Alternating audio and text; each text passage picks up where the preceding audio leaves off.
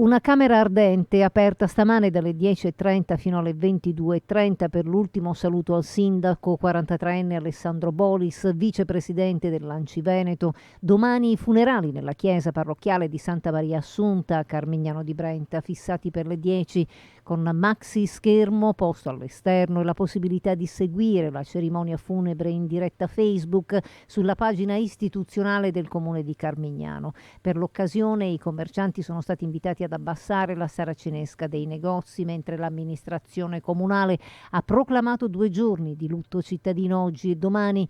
Intanto ha già confermato la sua presenza alla cerimonia funebre il governatore del Veneto Luca Zaia, il presidente della provincia di Padova Fabio Bui, il presidente Anci Veneto Mario Conte e molti altri rappresentanti del mondo politico e istituzionale. Ad Alessandro devo tutto e quindi il suo ricordo più bello è quello della passione che ci metteva nel fare le cose e soprattutto l'amore che aveva nei confronti della sua comunità. La comunità sta veramente vivendo un momento difficile, ma credo che dovremmo tentare di andare avanti con la massima determinazione perché è quello che lui sicuramente si aspetta da noi.